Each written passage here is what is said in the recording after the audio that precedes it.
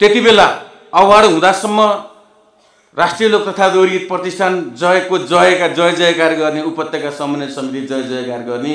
तर by mistake अवार्डमा पाउन नसक्दाखेरिमा पिस्तोल र खुकुरी बोकेर गुन्डा बोकेर आउने साथीहरू पनि आज कहीँ कतै हामीसँगै हुनुहुन्छ। ती आज सौभाग्यवश ती साथीहरू आज हाम्रो मित्र भइसक्नुभयो। ती साथीहरूलाई पनि सम्झिन चाहेको छु। र केही अवार्डहरू पाउने अझै पनि अभिलाषा छ, तर अवार्डको बदनामी देख्दा, आज बजारमा अवार्डको किनबेच देख्दा, अवार्डको पसल देख्दा, अब मैले अत्यन्तै कर्मठ बनेर इमान्दारीका साथ त्यो काम गरेँ भने पनि त्यो अवार्ड मैले पाउँदिनँ होला जस्तो। नयाँ बसपार्क समिति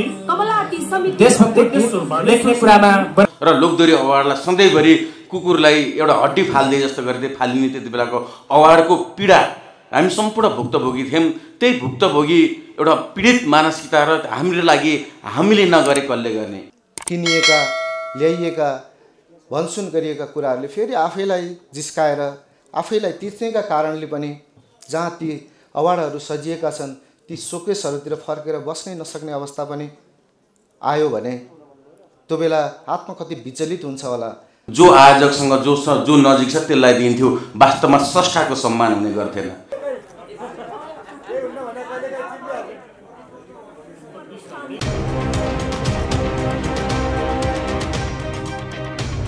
दुई 2069 सालको प्रथम राष्ट्रिय पूजा लोकदोहोरी अवार्डदेखि लिएर आजसम्मको यो 7औं संस्करण 7औं पाइलामा राष्ट्रिय लोकदोहोरी गीत प्रतिष्ठान उपत्यका समन्वय समितिले गर्दै गरेको यो 7औं पाइलासम्म आइपुग्दै गर्दाखेरिमा आज म पूर्व अध्यक्षको हैसियतले पछाडि बसेर खादा लाएर अगाडि तपाईँको अनुहार हेर्दै गर्दाखेरिमा मलाई एक खालको त्यति बेला बगेका मेरा पसिना, त्यति बेला बगेका मेरा आँसुले वास्तवमा सार्थकता पाएको अनुभव गर्दछु। तपाईहरूलाई सम्पूर्णलाई थाहा छ, हामी त्यति बेलासम्म नेपालमा त्यति धेरै अवार्डहरू हुने गर्थेनन्। आज जस्तो हप्ताको 7 दिनमा 7वटै अवार्ड भएको पनि सुन्न पाइन्थेन। मुस्किलले एउटा दुईटा ब्रान्डेड अवार्डहरू हुने गर्थे। तर त्यति बेला चाहिँ मुस्किलले पर्दाखेरिमा लोकदोहोरी अवार्ड त्यो वर्ष चलेका एउटा गीतको अवार्ड, त्यो अन्य अवार्डहरूमा उत्कृष्ट लोकदोहोरी अवार्ड भने एउटा गायकलाई दिन्थ्यो अथवा गायिकालाई दिन्थ्यो, अथवा त्यो जो आयोजकसँग जो नजिक छ त्यसलाई दिन्थ्यो। वास्तवमा स्रष्टाको सम्मान हुने गर्थेन। उहाँहरूलाई त्यति बेला पनि थाहा थिएन हाम्रो उद्देश्य के थियो भने एउटा लोकगीत बन्नको लागि जति स्रष्टाको महत्त्वपूर्ण हात छ, गीतकार, सङ्गीतकार, गायक गायिका, नायक नायिका, क्यामेराम्यान, मेकअपम्यानदेखि लिएर कोरसदेखि लिएर त्यसका सम्पूर्ण छायाङ्कन सम्पादकहरूको हात छ। ती पनि आफ्नो कर्ममा काम अगाडि बढेका हुन्। तिनीहरू पनि पर्दा पछाडिका सेलिब्रेटी, तिनीहरूलाई पनि पुरस्कृत गर्नुपर्छ। र लोकदोहोरी अवार्डलाई सधैँभरि कुकुरलाई एउटा हड्डी फाल्दै जस्तो गर्दै फालिने त्यति बेलाको अवार्डको पीडा हामी सम्पूर्ण भुक्तभोगी थियौँ। त्यही भुक्तभोगी एउटा पीडित मानसिकता र हाम्रो लागि हामीले नगरे कसले गर्ने, हाम्रो लागि यति ठुलो राष्ट्रिय लोक तथा दोहोरी गीत प्रतिष्ठानको एउटा मातहतमा रहेको एउटा सङ्गठनले नगरे कसले गर्ने र व्यक्तिले गरेको अवार्ड कुनै एउटा मिडियाले गरेको अवार्ड भन्दा पक्कै पनि एउटा सङ्गठनले गरेको अवार्डमा पक्कै पनि गरुङ्गोपन हुन्छ सक्छ, चम्किलोपन त अन्त पनि छ होला। तर गरुङ्गो अवार्ड बनाउन पर्छ भनेर हामीले त्यति बेलाको मेरा सहयात्री साथीहरू, त्यति बेलाको मेरा सहयोद्धा साथीहरू, तपाईँहरू कहाँ जाँदाखेरिमा छातिया समातेर गलत दिनु भएन होला। तपाईँहरू स्पोन्सर माग्न जाँदाखेरिमा स्पोन्सर प्रपोजल हेर्नुहुन्थ्यो। हामीले भर्खर सिक्दै गरेका थियौँ प्रपोजल बनाउन। त्यति बेलाको स्पोन्सरहरूले हाँसेर टेबल कुर्सीमा बस्नुहोस् पनि नभनिकन प्रपोजल हेरेर हाँसेर ल पछि कुरा गर्दै गरौँला भाइ भनेर फर्किएका साथीहरू तपाईँहरू यहीँ हुनुहुन्छ। त्यति बेला अवार्ड हुँदासम्म राष्ट्रिय लोक तथा दोहोरी गीत प्रतिष्ठान जयको जय जयकार गर्ने, उपत्यका समन्वय समिति जय जयकार गर्ने। तर बाई मिस्टेक अवार्डमा पाउन नसक्दाखेरिमा पिस्तोल र खुकुरी बोकेर गुन्डा बोकेर आउने साथीहरू पनि आज कहीँ कतै हामीसँगै हुनुहुन्छ। ती आज सौभाग्यवश ती साथीहरू आज हाम्रो मित्र भइसक्नुभयो। ती साथीहरूलाई पनि सम्झिन चाहेको छु।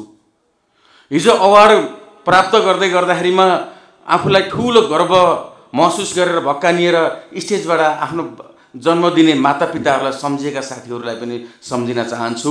अवार्ड नपाउँदै गर्दाखेरि पाउन पर्ने साथीले नपाउँदै गर्दाखेरिमा ठिक छ दाइ, योचोटि पाइनँ भने अर्कोचोटि झन् मेहनत गरेर अर्कोचोटि झन् पाउँछु भनेर त्यसरी मेहनत गर्ने साथीहरूलाई हामी सम्मान गरेका हौँ। ती साथीहरू पनि यहीँ हुनुहुन्छ। त्यस कारणले पनि यो अवार्ड आज 2-4 जनाले मात्रै गरेको अवार्ड होइन, सिङ्गर्स इन्डस्ट्रीले गरेको अवार्ड हो। साँच्चै आज भन्नुपर्दाखेरिमा तपाईहरु सबैलाई थाहा छँदैछ, हप्तामा 7 वटै अवार्ड हुने गर्छन्। ती अवार्ड कसले पाउनुहुन्छ भन्दा पनि ती अवार्डहरू पाउने साथीहरू भन्दा नपाउने साथीहरू बढी गर्व गरेको पनि मैले महसुस गरेको छु। त्यो अवार्डको भिडमा एक मात्र यस्तो राष्ट्रिय लोकदोहोरी अवार्ड हो जुन अवार्ड त्यति बेला 10 वटै अवार्ड पाएका साथीहरू पनि योचोटि टप 5 मा मात्रै पाउन पाएदेखि कति ठुलो हुन्थ्यो होला दाइ भनेका वर्षभरि भन्ने साथीहरू पनि हामीसँग हुनुहुन्छ। ती सम्पूर्ण अवार्ड प्राप्त गर्ने साथीहरू, ती अवार्डका विरोध गर्ने साथीहरू, अवार्डलाई समर्थन गर्ने साथीहरू, ती अवार्डलाई अत्यन्तै ठुलो गुण लाउने आदरणीय महान आत्मा भएका ती दाइहरू, ती आदरणीय व्यक्तिहरू र अवार्डलाई घृणा गर्ने साथीहरूलाई सम्पूर्णलाई सम्मान गर्दै आज पनि म फेरि पनि भन्न चाहन्छु, यो अवार्ड हामी सबैको बुद्धि, बरकत, विवेक र स्वाभिमान, इज्जत र सबैसँग जोडिएको कारणले हामी सबैले संस्थाले गरेको अवार्डले वास्तवमा संस्थागत अवार्ड बनेको छ। हामी सकेसम्म सम्पूर्णको मन बुझोस्, सबैको चित्त बुझोस् र अवार्डहरूको भिडमा साँच्चैको अवार्ड बन्न सकोस्। फेरि भन्दै म शुभकामनालाई अन्त्य गर्न चाहन्छु। साँच्चै पनि राष्ट्रिय लोकदोहोरी अवार्डको यो अवार्ड 7औं संस्करणको अवार्ड सबै 6वटा अवार्ड भन्दा पनि अझै टेक्निकल हिसाबले र एउटा स्वाभिमानको हिसाबले र सम्पूर्ण तरिकाले उत्कृष्ट कार्यक्रम बनोस्।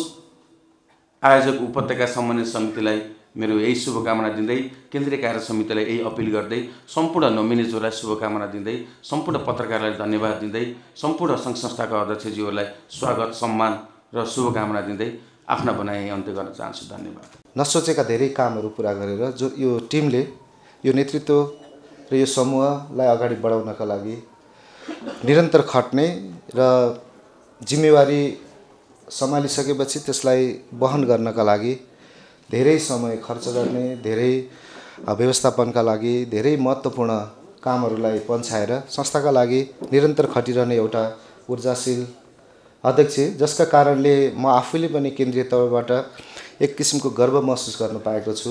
आदरणीय अध्यक्ष सुजन लम्सालज्यू, आजको मञ्च यसै पनि शोभायमान छ, श्रद्धेय छ। प्रतिष्ठानका संस्थापक आदरणीय अध्यक्ष अमरवीर गुरुङजी हुनुहुन्छ। त्यसै गरी प्रतिष्ठानका पूर्व श्रद्धेय अध्यक्षहरू त समन्वयका अथवा प्रतिष्ठानका हरेक कार्यक्रमहरूमा उहाँहरूको सहभागिता साथ सधैँभरि पाइरहेका छौँ। यो उपस्थितिका लागि पनि धेरै धेरै धन्यवाद, आभार व्यक्त गर्न चाहन्छु। मञ्चासीन रोयल्टी सङ्कलन समाजका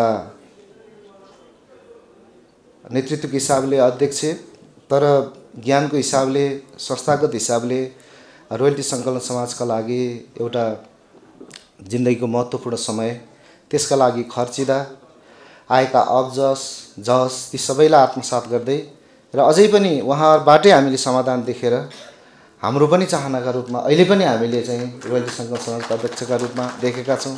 गीत सङ्गीतका रूपमा हेर्ने हो भने एउटा सच्चा सरस्वती पुत्र श्रद्धेय सुरेश अधिकारीज्यू, मैले गीतकार बी पाण्डेज्यू लगायत सबैलाई यहाँ पाएको छु। संस्थागत रूपमा यो उपस्थिति केन्द्रीय कमिटीका मेरा सबै उपाध्यक्ष लगायत सदस्यज्यूहरू सबै यहाँ जति उपस्थित हुनुहुन्छ, उहाँहरूले पनि यो संस्थागत उपस्थिति जनाइदिनु भएको छ।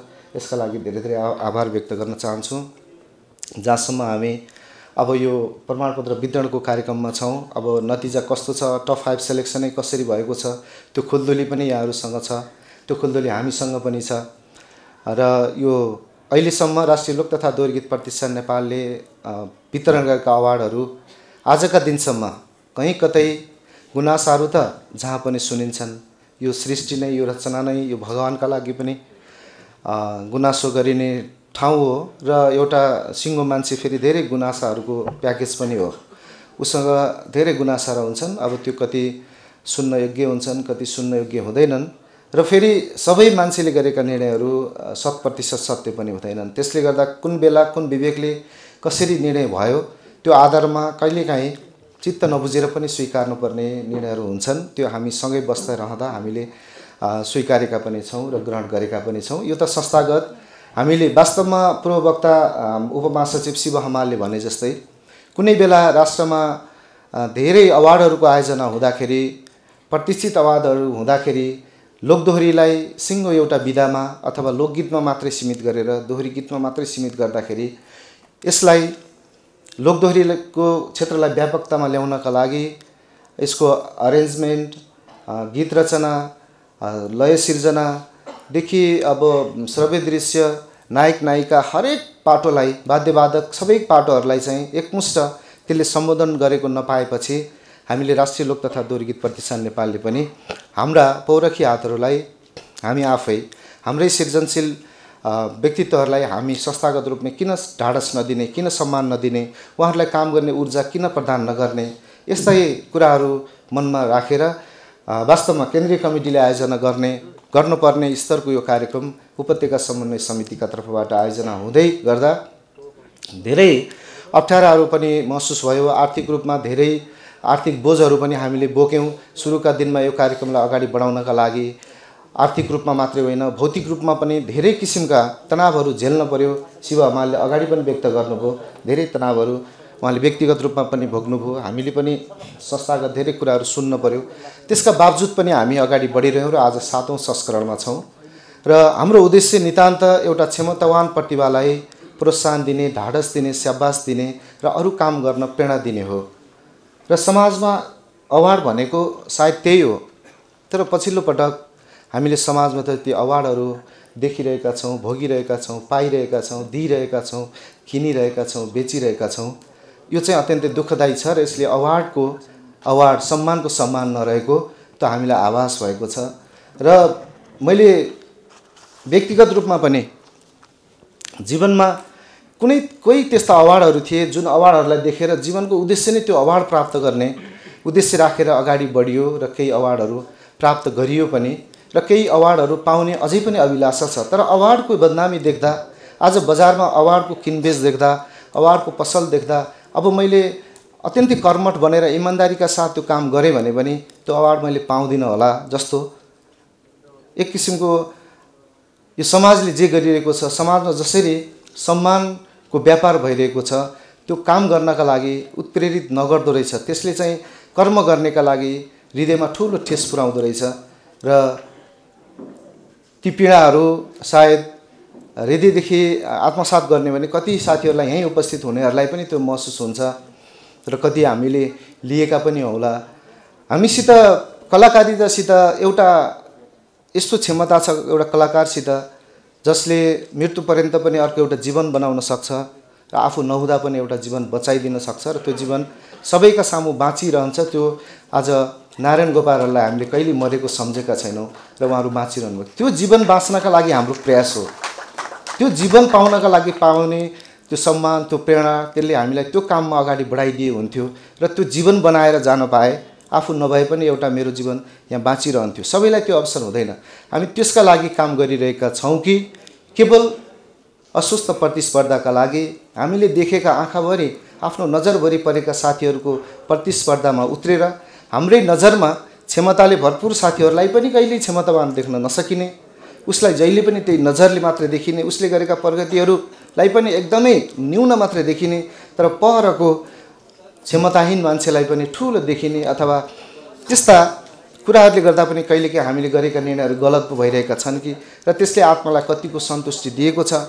र हामीले एउटा कलाकारले जीवनमा अभिनय गर्न जरुरी छ, तर जीवनसितै अभिनय गरियो भने फेरि जीवनलाई आफ्नो लयमा ल्याउन अत्यन्तै गाह्रो हुन्छ कि समाजको अगाडि, साथीभाइका अगाडि हामीले अभिनय मात्रै गरिरहेका त छैनौँ, देखाइरहेका त छैनौँ र भोलि फेरि यथार्थ जीवनको लयमा फर्किन पर्दा तिनै किनिएका, ल्याइएका, भनसुन गरिएका कुराहरूले फेरि आफैलाई जिस्काएर, आफैलाई तिर्नेका कारणले पनि जहाँ ती अवार्डहरू सजिएका छन् ती सोकेसहरूतिर फर्केर बस्नै नसक्ने अवस्था पनि आयो भने त्यो बेला आत्मा कति विचलित हुन्छ होला र त्यति बेला आफ्नै कोठाभन्दा बाहिर रत्ति पनि सम्मान नपाउने अवस्था पनि हुनुपर्छ। त्यसले गर्दा हामी कर्ममा विश्वास गरौँ र हामी वास्तवमा आफ्नो क्षमताको पनि पहिचान गर्दै अगाडि बढौँ र हामीसँग उद्देश्य हुनुपर्छ।